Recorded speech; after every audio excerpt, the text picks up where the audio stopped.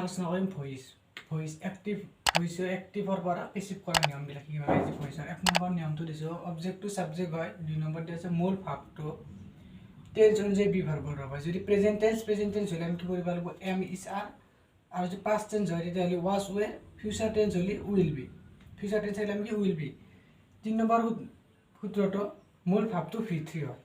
4 number বাই preposition হয়। 5 number সাবজেক্টটো object হয়।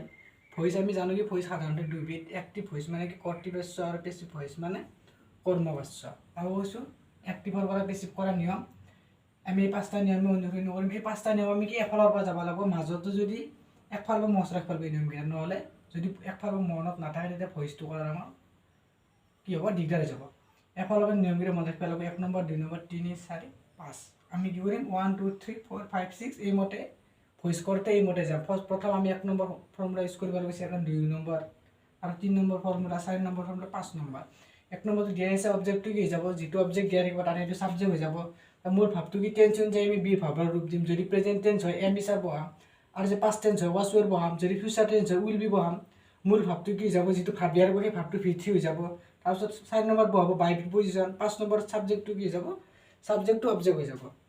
এতিয়া মূল ভাৱটো V3 বুলি কওঁতে মূল ভাৱটো ভি মানে কি আমি 3টা বস্তু পাওঁ, এটা ভি পাওঁ, এটা V1 V2 V3। এইটো কি হয় প্ৰেজেন্ট, এইটো পাষ্ট পাৰ্টিচিপল। গৈ থাকিলে আমি কি লিখিব লাগিব, ভইচ কৰোঁতে যদি আমি ভইচ কৰিলে আমি গৈ যদি ধৰ হ'ল কি আছে তোমাৰ সেন্টেন্সটোত কি আছে, টেন্সটোত ধৰ হ'ল কি দিয়া আছে গৈ দিয়া আছে। গৈ দিয়া থাকিলে আমি কি লিখিব লাগিব, ৱেনো লিখিব নোৱাৰোঁ, গান লিখিব লাগিব। আমি এইটোৱে লিখিব লাগিব। ধৰ বাই দিয়া আছে, বাই দিলে আমি বাই লিখিব নোৱাৰোঁ, বট আমি বটটো লিখিম। ভইচ কৰোঁতে সদায় পাষ্ট পাৰ্টিচিপলটো আমি লিখিব লাগে। ভইচত ভাৰ্বৰ পাষ্ট পাৰ্টিচিপলটো লিখিম। যদি ৰাইট দিয়া থাকে আমি ৰাইট ৰ'টো লিখিব নোৱাৰোঁ, কি লিখিম ইটো লিখিম, ৰিটাৰ্ণটো লিখিম। ধৰ লাৰ্ণ দিয়া আছে, লাৰ্ণ লিখিলে লাৰ্ণ আমি ইটোৱে লিখিম। ইয়াৰ এক্সাম্পল আমি আৰু ল'ব পাৰিম। ধৰ প্লে দিয়া আছে, প্লে দিলে আমি কি প্লে। অৰ্থাৎ আমি কি ভইচ কৰোঁতে অকল V3 লাগে। ভি পৰা পেচিভ, পেচিভ হ'লে যদি সাবজেক্ট আৰু কি অবজেক্ট, সাবজেক্ট আৰু অবজেক্ট আমি চাব লাগে। এইটো সাবজেক্ট আৰু এইটো অবজেক্ট। যদি এক্টিভত কি থাকে সাবজেক্ট আই থাকে তেতিয়া আমি পেচিভ কৰোঁতে কি দিব লাগিব, অবজেক্টটো মি হৈ যাব। সাবজেক্ট যদি আই থাকে অবজেক্টত মি, আৰু সাবজেক্টত উই থাকে তেতিয়া অবজেক্টত আছ, আৰু সাবজেক্টত যদি চি থাকে অবজেক্টত কি হ'ব হাৰ হ'ব। আৰু যদি সাবজেক্ট কি থাকে হি থাকে অবজেক্টত হিম, দে থাকিলে দেম, উই থাকিলে ইউ, হু থাকিলে বাই হোম। এইটো বেছি বহুত ইম্পৰ্টেণ্ট, বাই থাকিলে বাই হোম। নেক্সট ইয়াত মই কেইটামান কি দিছোঁ ভাৰ্বল লিষ্টৰ কেইটামান যিকেইটা ইম্পৰ্টেণ্ট সেইকেইটা দি দিছোঁ। ভাৰ্বল লিষ্টত কেইটামান ভাৰ্ব দিছোঁ important. Verb present past participle. কাম থাকিলে কি হ'ব কাম, কেম। আমাক এক্টিভৰ পৰা পেচিভ কৰোঁতে আমাক এইটো লাগবই। এক্টিভৰ পৰা পেচিভ কৰোঁতে আমাক এইটোৱে লাগে, আচলতে V3টোৱে লাগে আমাক কি দিয়া থাকে V2 দিয়া আচলতে ভাৰ্বটোৱে দিয়া থাকে। আমি কি পাষ্ট পাৰ্টিচিপলটো পেচিভ কৰোঁতে পাষ্ট পাৰ্টিচিপলটো কৰিব লাগে। এক্টিভত কি থাকে ভাৰ্বটো দিয়া থাকে। আৰু যেতিয়া পেচিভ কৰিম, পেচিভ কৰোঁতে কি লিখিব আমাক এইটো লাগিব, V3টোৱে লাগে আমাক, V3টো লাগে ভাৰ্বৰ।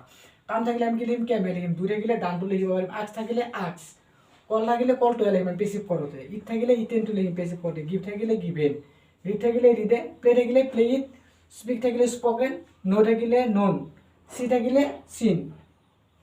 পেচিভ কৰোঁতে এক্টিভত তোমাৰ ভাবকেইটা দিয়া থাকে, আমি পেচিভ কৰোঁতে কি কৰিম V3টো, অৰ্থাৎ পাষ্ট পাৰ্টিচিপলটো আমাক লাগে V3। যি 5টা নিয়ম যদি সেই 5টা নিয়মো এই ফৰ্মুলাটোত সোমাইছে। এইটো একেবাৰে 7টা লাইন, এই লাইনটোতে 5টা ফৰ্মুলা সোমাইছে। প্ৰথমটো কি আছে অবজেক্টটো সাবজেক্ট হয়, আৰু 2 নম্বৰ ক্ষেত্ৰত আছিল কি বি ভাৰ্বৰ ৰূপ, টেন্স অনুযায়ী বি ভাৰ্বৰ ৰূপ হয়। প্ৰেজেন্টটোত কি হয় মই দিছোঁ আগতে V3 by preposition subject to object. ইয়াত অবজেক্ট কোনটো অবজেক্ট হৈছে, ইয়াত ৰাইজ এইটো কি হৈ যাব সাবজেক্ট হৈ যাব, সাবজেক্ট ৰাইজ। তাৰপৰা এইটো কি টেন্স হয় ইট, গতিকে এইটো প্ৰেজেন্ট টেন্স। আমি ভাবটো চাব লাগিব কি টেন্সত আছে, ভাব আছে এইটো হৈছে ভাব, আমি ভাবটো চাই গম পাম কি টেন্সত আছে, ইট আছে, গতিকে কি প্ৰেজেন্ট টেন্স। প্ৰেজেন্ট টেন্সত কি হয় বি ভাৰ্বৰ কি হ'ব ইজ, 2 নম্বৰ বি ভাৰ্বৰ ৰূপ হৈ গ'লে এবাৰ কি V3 ৰাইজ ইজ। V3 মানে কি মই দিছোঁ, V3 মানে কি আগতে চাই ল'লে হয়। V3 কি হয় ভাৰ্বটো পাষ্ট পাৰ্টিচিপল লিখিব লাগে। ইট আছে কি হ'ব ইট এট ইটেন, ইয়াত কি হ'ব ৰাইজ is eaten, EATEN eaten. 4 number সূত্ৰ কি বাই বহাই দিলে বাই।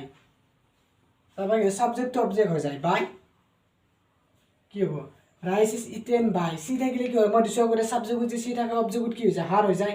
সাবজেক্টটো কি হ'ব 5 নম্বৰ ফৰ্মুলা আছিল সাবজেক্টটো অবজেক্ট, যদি সাবজেক্টত চি থাকে এটা অবজেক্টত কি হৈ যায় হার হৈ যায়, বাই হার হৈ গ'ল এইটো।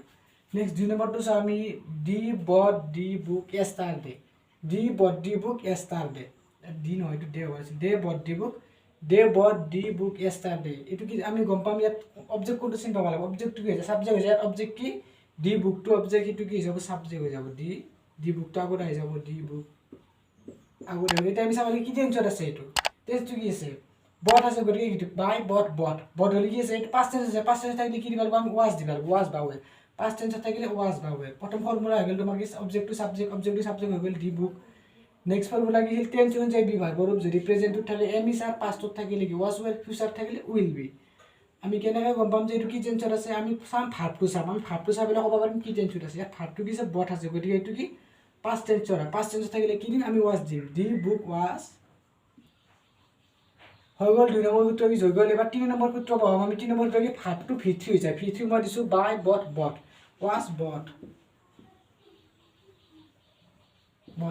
3 নম্বৰ সূত্ৰ আহি গ'ল নেক্সট 4 নম্বৰ সূত্ৰ কি বাই প্ৰিপজিশন পঢ়ি দিলে হ'ল 5 নম্বৰ সূত্ৰ কি আছিল সাবজেক্টটো কি হৈছে অবজেক্ট হৈ যায় সাবজেক্ট কি আছে দে আছে সাবজেক্টটো কি আছে দে আছে অবজেক্টত কি হৈ যায় দে থাকিলে ডেম হৈ যায় যদি সাবজেক্টত দে থাকে তে অবজেক্টত ডেম হৈ যায় নেক্সট আমি 3 নম্বৰ एग्जांपल চাও উই লার্ন ইংলিশ ইয়াত সাবজেক্ট ইয়াত অবজেক্ট কোনটো অবজেক্টটো সাবজেক্ট ইয়াত অবজেক্ট আছে ইংলিশ গতিকে ইংলিশটো ক'ত যাব আগত যাব